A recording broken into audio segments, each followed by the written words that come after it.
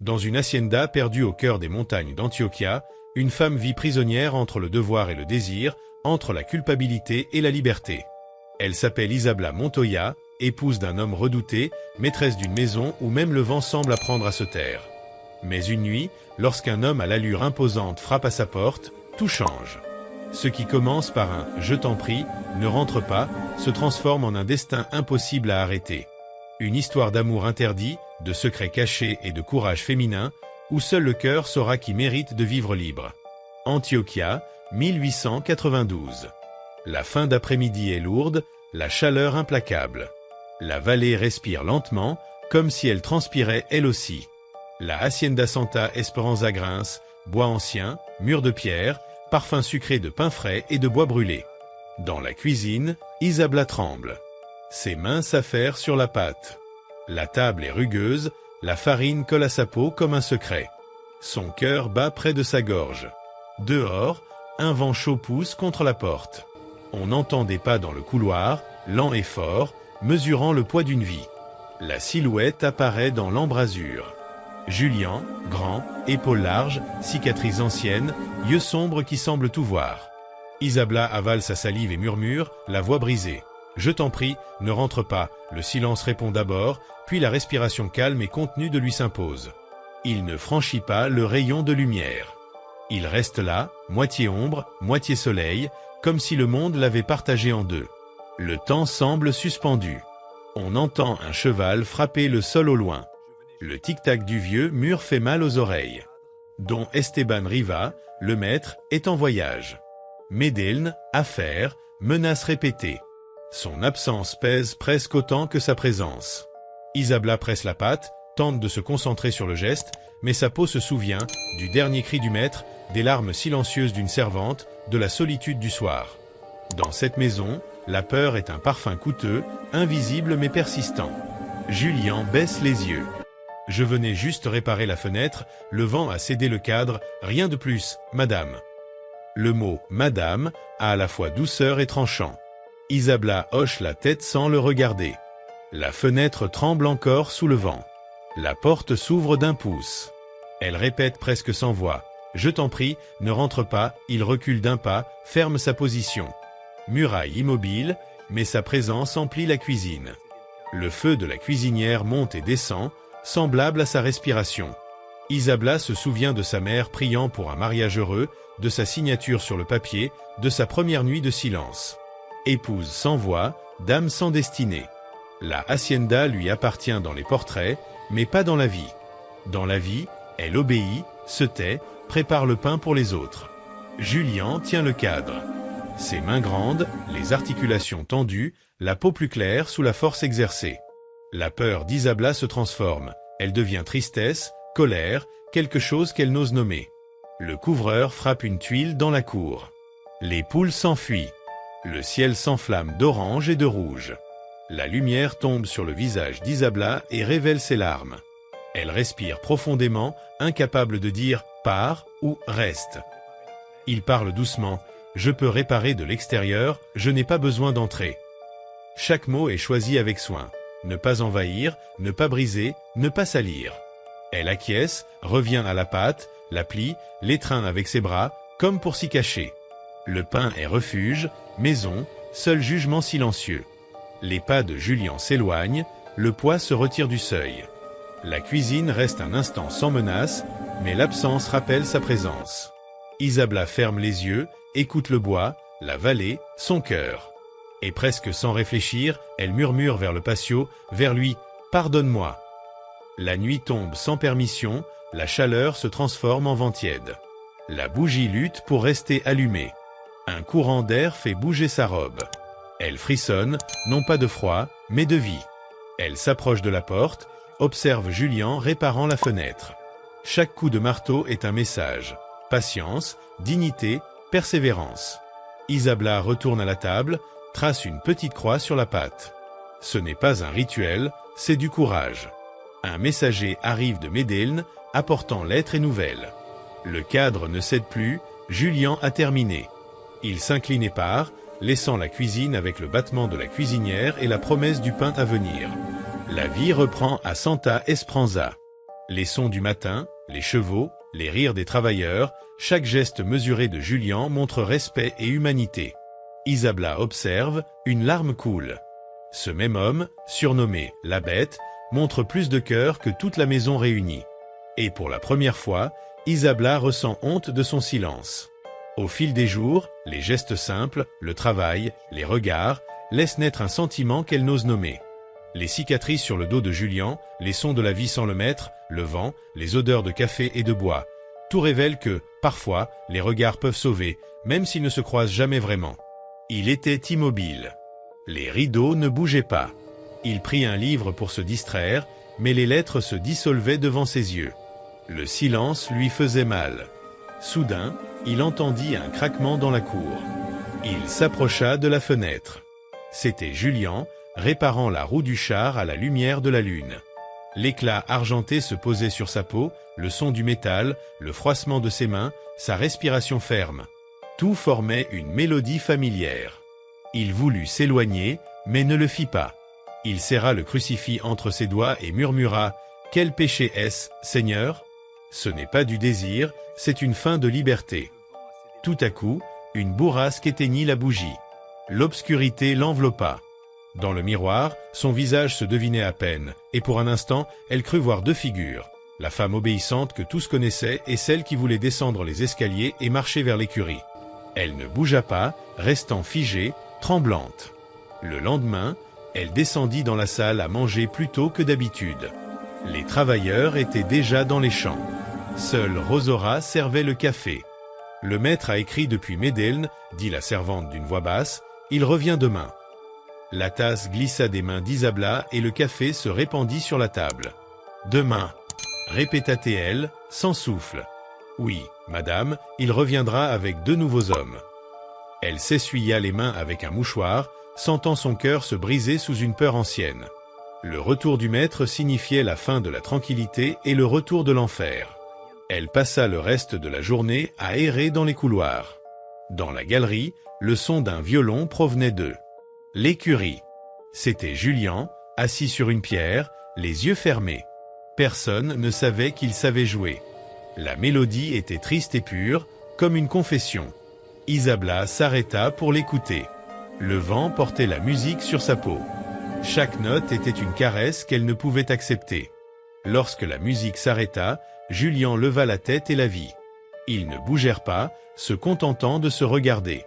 Elle voulait parler, mais les mots ne vinrent pas. Il baissa les yeux et dit « Pardonnez-moi, madame, je n'aurais pas dû jouer pendant les heures de travail. »« Ne t'excuse pas, » répondit-elle à peine audible. « C'est la plus belle chose que j'ai entendue dans cette maison. » Elle se détourna, le cœur battant, incapable de dormir cette nuit-là. Chaque recoin de la hacienda semblait murmurer le même nom, Julian. L'air était chargé de pressentiments.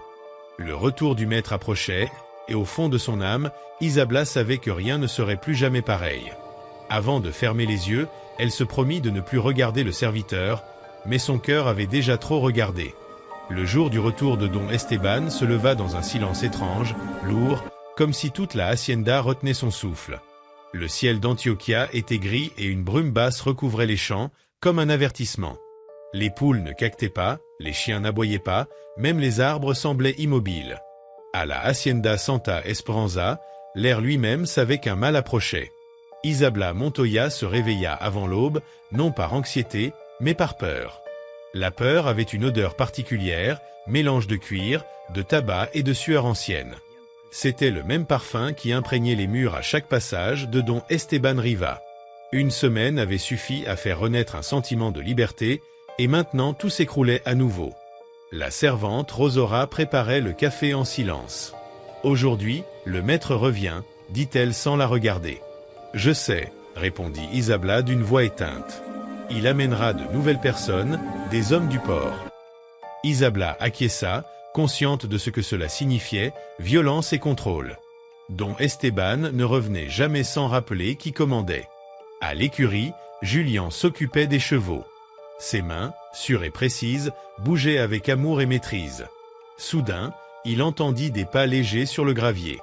En tournant la tête, il vit Isabla, vêtue d'une tenue simple beige, sans bijoux ni coiffure élaborée.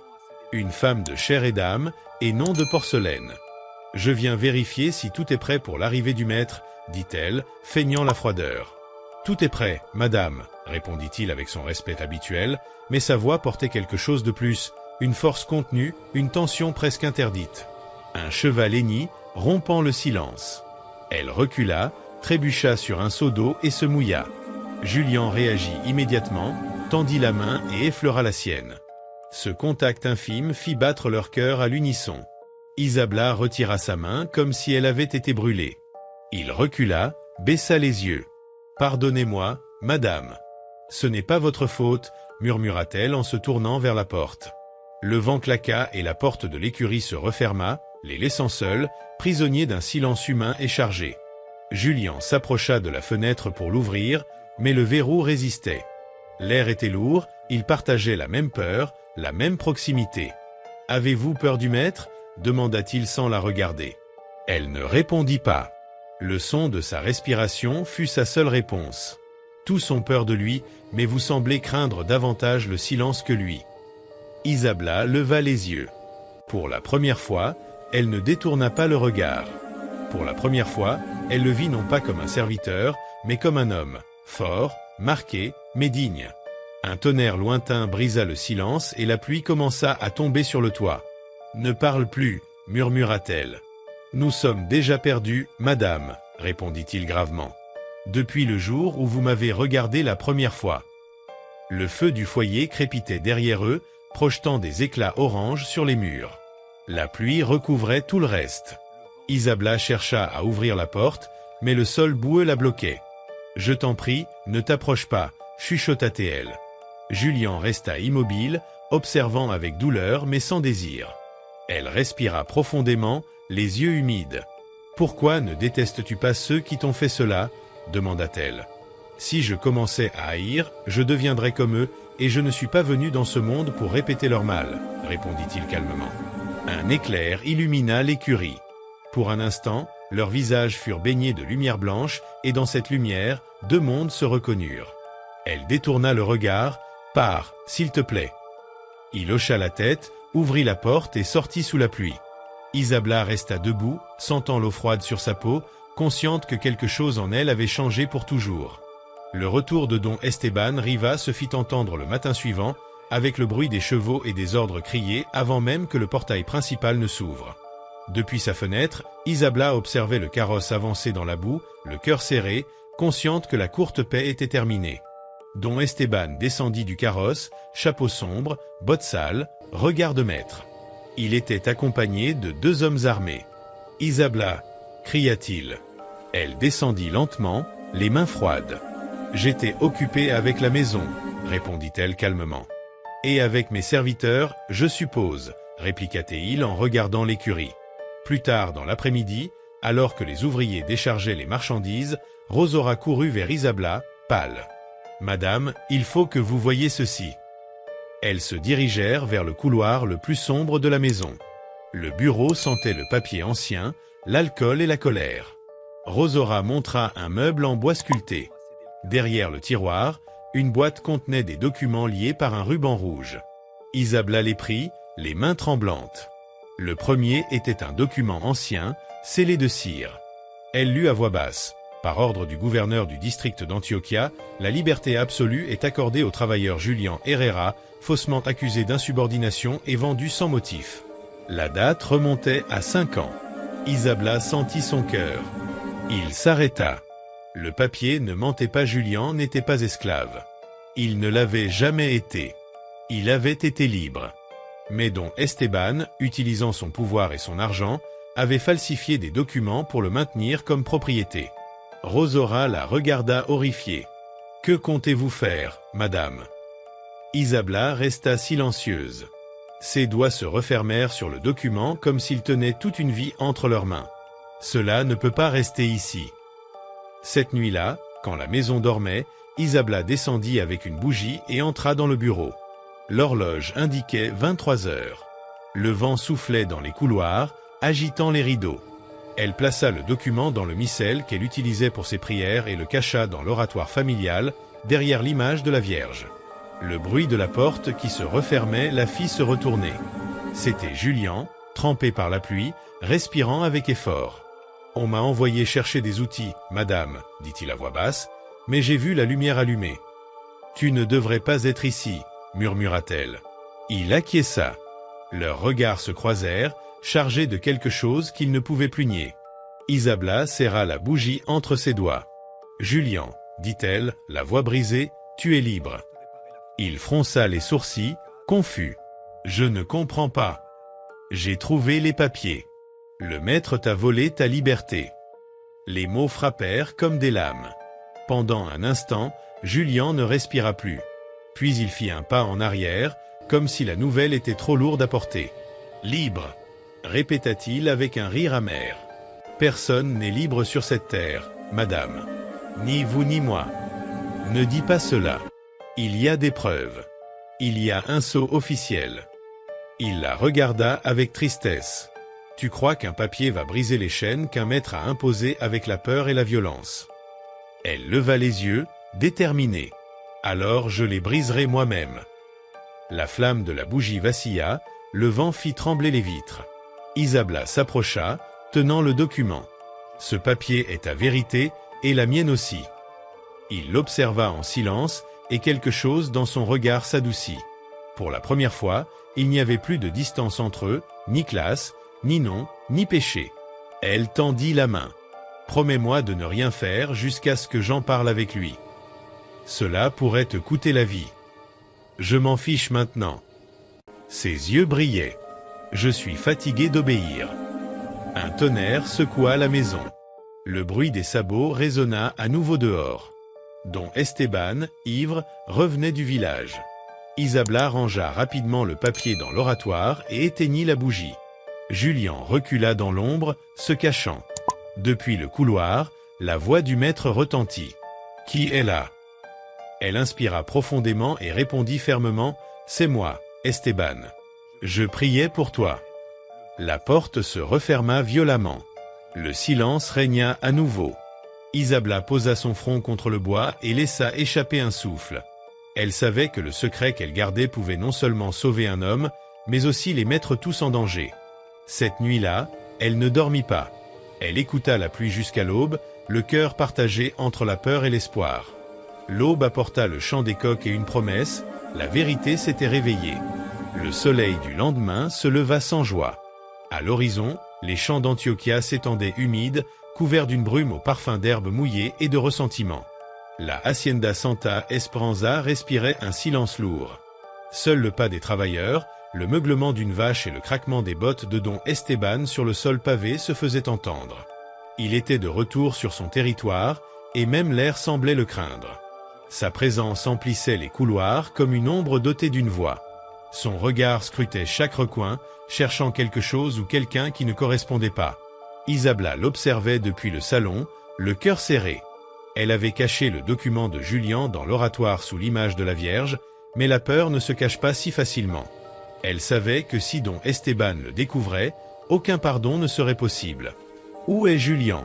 demanda soudain le maître, levant la voix. Les domestiques échangèrent des regards hésitants. Le silence était une corde tendue. « J'ai demandé où il est, » répéta-t-il. Rosaura s'avança, le visage baissé. Dans l'écurie, monsieur, en train de réparer la charrette.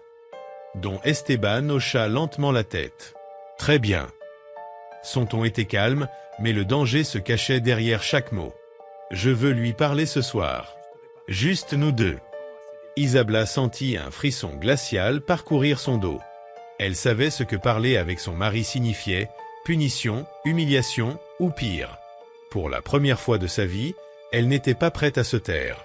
Elle passa la matinée à feindre la normalité, supervisant la nourriture, les animaux, les domestiques, mais chaque minute pesait comme une pierre. Dans son esprit, la scène se répétait, Don Esteban découvrant le document, criant, traînant Julian dans la cour. Non, elle ne le permettrait pas. Au crépuscule, elle se réfugia dans la petite chapelle. Les bougies brûlaient d'une flamme tremblante, l'air sentait l'encens et la peur. Elle s'agenouilla devant la Vierge, les mains tremblantes sur le missel. « Sainte Mère, si le ciel entend, protège-le » murmura-t-elle, la voix brisée. « Pas pour moi, mais pour son innocence. » Un tonnerre la sortit de sa prière. À son retour, Julian était dans l'embrasure, trempé par la pluie. Ses yeux cherchaient les siens. « Rosora m'a dit que le maître veut me voir ce soir, dit-il gravement. Tu n'iras pas. Je dois le faire. S'il ne me voit pas, il le prendra pour un défi. Si tu y vas, tu ne reviendras pas. » Le silence tomba entre eux. Elle fit un pas vers lui. « Écoute-moi. J'ai trouvé les papiers. Je les ai cachés, mais il soupçonne quelque chose. Alors il doit savoir. » « Non, interrompit-elle. Pas encore. S'il le sait maintenant, il te tuera. » Julian serra les poings. « Je ne peux plus vivre dans l'ombre et je ne peux plus te voir souffrir, dit-elle, les yeux humides. Je ne supporterai pas qu'il te fasse du mal à cause de moi. » Pendant un instant, aucun mot ne fut échangé. Seul le bruit de la pluie sur le toit emplissait l'air. Elle le regarda avec une tendresse mêlée de désespoir. Il la regarda comme on regarde quelque chose qu'on ne doit pas toucher. « Pourquoi fais-tu cela, madame ?» demanda-t-il finalement. « Pourrais-tu me livrer comme il le veut ?» Isabla secoua la tête. « Parce qu'il y a en toi quelque chose qui me rappelle qui j'étais avant de me marier avec un homme comme lui. » Julian baissa le regard. « Ce que vous voyez en moi ne vous appartient pas. »« Peut-être pas, » dit-elle en s'approchant. « Mais je ne peux pas non plus le rendre. » Le vent ouvrit violemment une fenêtre. Le tonnerre résonna si fort qu'ils sursautèrent tous les deux. Elle était si proche qu'elle pouvait sentir l'odeur de la terre et de la sueur sur sa peau. Pour un instant, le monde sembla s'arrêter. Leurs regards se croisèrent et aucun ne détourna les yeux. Avant qu'ils ne puissent parler, une voix tonna dans le couloir « Isabla !» Elle recula brusquement. Le visage de Don Esteban apparut à la porte de la chapelle. L'eau de la pluie lui coulait sur le visage, ses yeux brûlaient d'un mélange de colère et de suspicion. « Alors, tu es là ?» dit-il lentement, en train de prier avec mon serviteur. « Quelle dévotion !» Isabla tenta de rester calme. « Je suis venu juste pour livrer un message. C'est tout. » Esteban sourit, mais ce n'était pas un vrai sourire. Bien sûr, les messages se donnent mieux sous le toit d'une chapelle. Il s'approcha de Julian, le scrutant de haut en bas. « Ce soir, je parlerai avec toi, homme. N'oublie pas. » Puis il se tourna vers Isabla. « Et toi, mon épouse, tu as assez prié. » Il la saisit par le bras et l'entraîna hors de la chapelle. Le contact faisait mal, mais elle ne cria pas, elle le regarda seulement avec un feu nouveau dans les yeux. Ce n'était plus de la peur, c'était de la détermination. Des heures plus tard, quand la nuit couvrit la hacienda, Isabla attendit que le bruit des pas disparaisse. Elle descendit silencieusement à l'oratoire, sortit le document de liberté et le tint sous la faible lumière d'une bougie. « Demain, murmura-t-elle, demain tout prendra fin. » Elle serra le papier contre sa poitrine. La peur était toujours là, mais désormais accompagnée d'une force nouvelle, la certitude de l'amour et de la justice.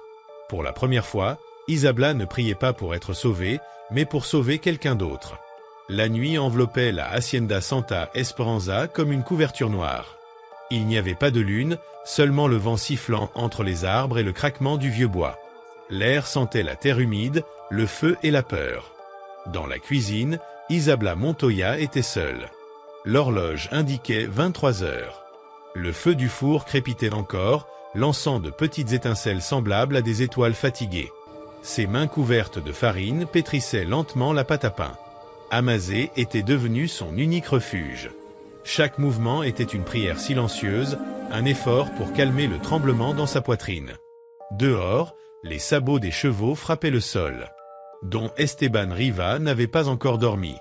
Il avait passé l'après-midi à boire et à parler avec de nouveaux hommes venus du port. Son rire résonnait, rauque, vide et inquiétant. Isabla savait ce qu'il signifiait, il annonçait toujours un éclat à venir. Le feu illuminait la cuisine d'une lueur dorée. Dans l'ombre, le portrait de la Vierge semblait l'observer avec compassion. Isabla inspira profondément. Son esprit ne pouvait se détacher de ce qui allait arriver à l'aube. Elle savait qu'Esteban planifiait quelque chose contre Julian. Elle l'avait vu dans son regard, cette fausse sérénité qui précédait toujours le coup.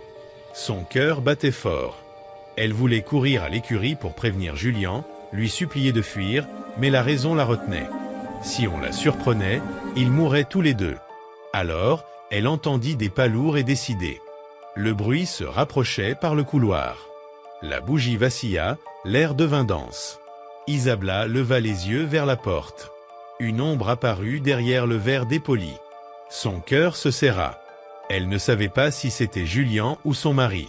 Elle avança légèrement, le cœur battant. « Qui est là » murmura-t-elle, à peine audible. Aucune réponse, juste un léger froissement, un souffle contenu. Le vent sifflait entre les interstices. Alors, elle le sentit.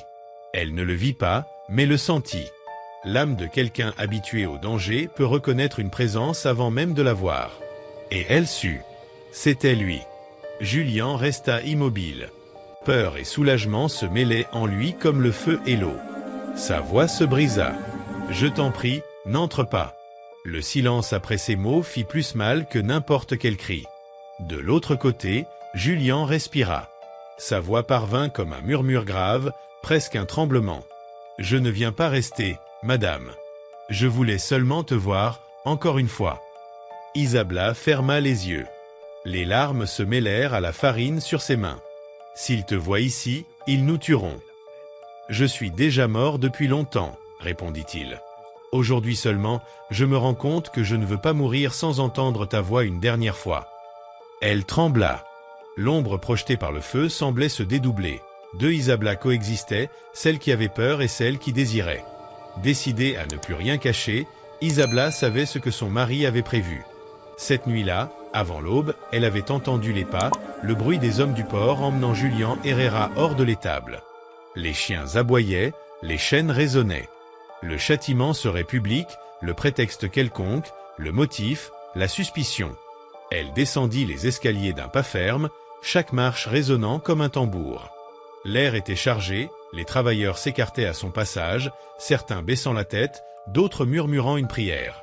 Au centre de la cour, Julien était à genoux, les mains liées, la chemise déchirée, le corps marqué par la nuit et la vie. Pas de peur sur son visage, seulement la fatigue de celui qui n'a plus peur de la douleur. Don Esteban tournait autour de lui avec dureté. « Sais-tu pourquoi tu es ici » demanda-t-il. Julien resta silencieux. « Parce que tu voles mon pain, ma léna et ma paix, parce que tes yeux. » « Regarde là où ils ne doivent pas. » Isabla frissonna et voulut crier, mais se retint. Esteban leva le fouet, le claquement du cuir déchirant l'air fit trembler les chevaux, tandis qu'une servante étouffa un cri. Le premier coup ne tomba pas, car Isabla parla. Sa voix résonna avec une force qu'elle ignorait posséder. « Assez !» L'écho rebondit contre les murs, tous se tournèrent vers elle. Même l'ombre de l'oppresseur sembla surpris. « Que as-tu dit » gronda-t-il. « Assez. Je ne permettrai plus de châtiment dans cette maison. » Esteban ricana, amer. « Et depuis quand les femmes donnent-elles des ordres ici ?»« Depuis aujourd'hui, » répondit-elle sans baisser les yeux. Le silence tomba. Julien leva la tête, incrédule, tandis que le vent soulevait les mèches d'Isabla et que le soleil filtrait entre les nuages, illuminant son visage. Esteban fit un pas vers elle. « Attention, Isabla, tu ignores ce que tu dis. »« Je sais, » répliqua-t-elle. « L'homme que tu veux punir n'est pas ton serviteur, c'est un homme libre. » Elle sortit un document de son châle et le montra. Il tremblait dans ses mains, mais sa voix restait ferme. Esteban resta figé. La signature falsifiée et le sceau du gouverneur étaient irréfutables. Pour un instant, il perdit toute couleur. « Où as-tu trouvé ça » murmura-t-il. « Où caches-tu ta honte » répliqua-t-elle. Les travailleurs s'approchèrent, curieux. Le papier révéla que Julien avait été vendu comme esclave alors qu'il était libre. « C'est toi qui l'as condamné pour cacher tes crimes » lança Isabla. Esteban rugit, arracha le document et le froissa. « Mensonge » cria-t-il, mais personne ne répondit. La peur qu'il inspirait avait disparu. Isabla s'avança, presque au visage d'Esteban. « Si tu touches encore à cet homme, tout le monde saura ce que tu as fait. » Il ricana. « Qui te croira ?»« Eux, » répondit-elle en montrant les travailleurs, « car eux aussi ont senti ton fouet. » Pour la première fois, Esteban recula, son fouet tomba au sol. Julien, silencieux, respirait profondément, retrouvant peu à peu sa force. Isabla baissa les yeux et vit un léger sourire de gratitude sur ses lèvres. « Esteban, blessé dans son orgueil, la gifla, mais elle se releva lentement, la joue rouge, le regard fixé sur lui. « Maintenant, tu as perdu, dit-elle calmement. Les travailleurs s'avancèrent, fermes, sans armes. Julien se leva, les cordes brisées, la dignité intacte, et se plaça à ses côtés. Le vent souffla fort, comme pour applaudir. La hacienda respira enfin la liberté. Le soleil sortit timidement, la brume révéla les verts éclatants des champs d'Antioquia. Santa Esperanza n'était plus la même. L'air n'était plus chargé de peur, mais de terre fraîche, de pain chaud et d'espoir. Sous l'ancien amandier, Julien se tenait droit, la chemise propre, les mains libres. Isabla s'approcha, vêtue de blanc, semblable à sa mère lors des dimanches de messe, le vent jouant avec sa robe et ses cheveux. Dom Esteban avait fui, laissant derrière lui son pouvoir et sa honte, prétendument pour Medellín avec un sac d'or.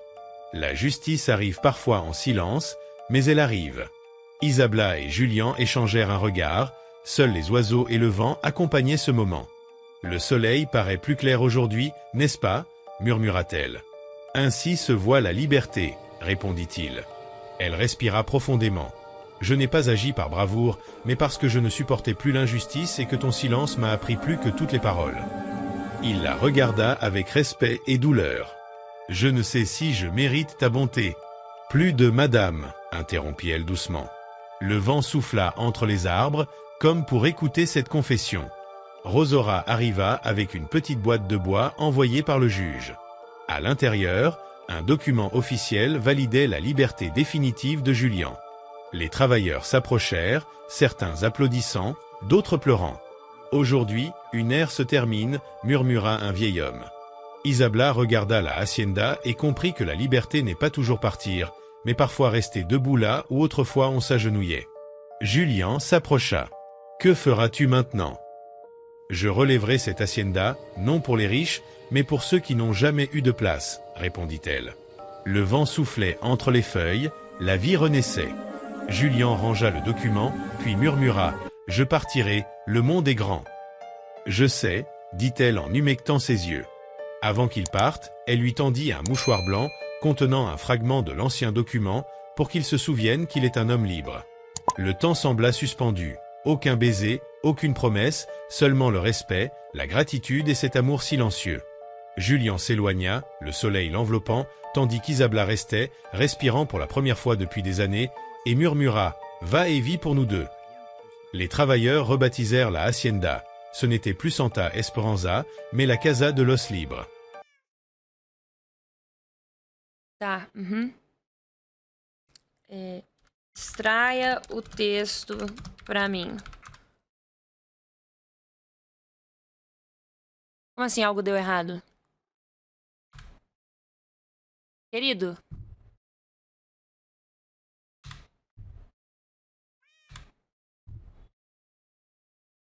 Puta que pariu.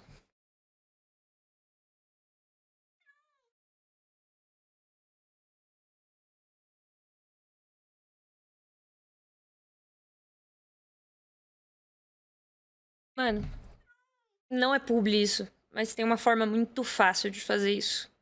Samsung. Aí eu envio pra mim no WhatsApp. Pronto.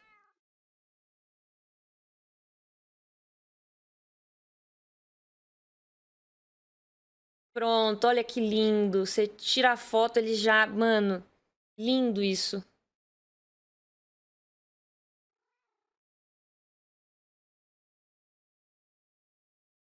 Não precisa baixar o aplicativo, não precisa nada. Você aperta um botão, copiar tudo. Deixa eu vir aqui no meu Zap. Colar. Aí vamos ver, agente, cápsulas. Relatório, gás, parará. Ah, tem que tirar de página por página. Se tira das duas, ele mistura. Mas o agente gasoso é um composto anômalo. Perfeito. Pronto, perfeito. Lindo isso.